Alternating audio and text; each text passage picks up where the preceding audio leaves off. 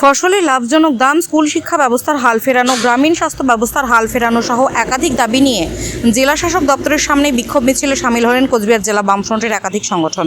তারা কোচবিহারের জেলা পার্টি অফিস থেকে মিছিল বের করে কোচবিহার শহর পরিক্রমা করার পর জেলা শাসক দপ্তরের সামনে আসেন। তাদের মিছিল যখন কোচবিহারের জেলা শাসক দপ্তরের সামনে আসে, সেই সময় পুলিশ তাদের মিছিলে বাধা দান করতেই তারা বিক্ষোভ শুরু করেন এবং পুলিশের সাথে গেটে ঢোকা নিয়েও ধস্তাধস্তি হয়। অবশেষে তারা দলীয় কর্মী সমর্থকদের সেখান থেকে সরিয়ে নিয়ে আমতলা মোড়ে জমায়েত হন এবং সেখান থেকেই বিক্ষোভ মিছিল করেন। শ্রীমা ক্লিনিক ও দিনহাটা হেলথ কেয়ার সেন্টারে রোগী দেখছেন প্রখ্যাত চিকিৎসক ডক্টর উজ্জ্বল আচার্য, এক্স সিনিয়র হাউস সার্জন, স্ত্রী ও প্রসূতি রোগ মেডিকেল অফিসার, দিনহাটা মহকুমা হাসপাতাল। এছাড়া এখানে একই চাঁদের তলায় রয়েছে আল্ট্রাসোনোগ্রাফি, ফিজিওথেরাপি, ল্যাবরেটরি, ওষুধের দোকান, ডিজিটাল ইসিজি ও বন্ধ্যাত্ব রোগীদের পরামর্শ শিবির। নাম লেখাতে যোগাযোগ করুন 7076464165 এবং 9647600660। শ্রীমা ক্লিনিক ও Dinhata health care centre, Dinhata. আজকে কোচবিহার জেলার সারা ভারত কৃষক সভা, সারা ভারত খেতমজুর সংগঠন, সারা ভারত মহিলা সমিতি এবং আমাদের শ্রমিক সংগঠন সিআইটি যৌথভাবে আমরা ডিএম এর কাছে 8 দফা দাবির ভিত্তিতে আমরা এই মিছিল, বিক্ষোভ এবং ডেপুটেশনের আমরা সিদ্ধান্ত গ্রহণ করি। প্রথম বিষয় হচ্ছে যে বৃষ্টি না হওয়ার ফলে গোটা জেলার সমস্ত পাট চাষিদের পাট পুড়ে গেছে, ওগুলো হবে কিনা আশঙ্কা। তাহলে এই পাট চাষিদের ডিএমকে আমরা জানাবো যে রাজ্য সরকারের দায়িত্ব হচ্ছে এদেরকে আর্থিক সহায়তা করা। আজকে বড় ধান উঠেছে, জেলার বাইরে ধান প্রশাসন নিতে দিচ্ছে না। 1 মণ ধানে 100 টাকা দাম কমে গেছে, কৃষকরা মাথায় হাত দিয়ে বসে পড়েছে। তারপরে ইলেকট্রিক বিল, মমতা ব্যানার্জি গোয়েঙ্কার কাছ থেকে যে নির্বাচনী বন্ড 4,000 কোটি টাকা নিয়েছে, তার বিনিময়ে পার ইউনিটে 3 টাকা করে বিদ্যুতের বিল বাড়ানো হয়েছে অঘোষিতভাবে। স্বাভাবিকভাবে সাধারণ মানুষের উপর চাপ তৈরি হবে।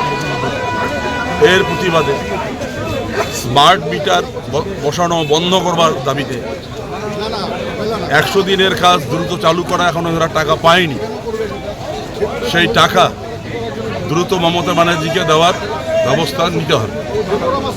খালি কেন্দ্র দিচ্ছে না, তুমি যে হিসেব দিচ্ছ না, তার জন্য তো সাধারণ গরিব মানুষ সাফার হবে না। এর প্রতিবাদে এবং আজকে আমরা উদ্বেগের সঙ্গে দেখছি এই যে বংশীবদন গেটার, যার মাথার উপরে মমতার হাত আছে, আজকে বলছে গেটারের পতাকা বাড়িতে টাঙাও, আর তোমার কত বিদ্যুৎ বিল বাকি আছে 1000 টাকা আমাদের গেটারদের দাও, তোমার বাড়িতে কে লাইন কাটতে যায় সেটা আমরা গেটার দেখে নেব। তাহলে গেটার বিদ্যুৎ ব্যবহার করছে, 1 পয়সা বিল দিচ্ছে না। সেই বিল সাধারণ মানুষের পকেট কেটে মমতা ব্যানার্জি সরকার নিচ্ছে, শুধু ভোট তৃণমূলের পক্ষে যেন থাকে এই ষড়যন্ত্রের জন্য। কয়টা সংগঠন আজকে আপনাদের এই মহিলারা নির্যাতিতা, সন্দেশখালী থেকে শুরু করে গোটা রাজ্যে। এবং আমরা অবাক হয়ে গেলাম আমাদের জেলায় কুন্ডিবাড়ি, তুফানগঞ্জে এক মহিলা থানায় ডায়েরি করতে গেল, সেখানে পুলিশ, মহিলা পুলিশ নেই, তার চুলেই মুঠি ধরে যেভাবে তাকে গাড়িতে তোলা হয়েছে, তার উপর শারীরিক নির্যাতন করা হয়েছে। এটা কোন পুলিশ, কোন আইন শৃঙ্খলা? এবং কুন্ডিবাড়ির অবস্থা তো আরও ভয়াবহ। কুন্ডিবাড়িতে মহিলা, তার শ্লীলতাহানি হয়েছে, থানায় ডায়েরি করতে গেছে, তাকে আটকিয়ে দেওয়া হলো। তার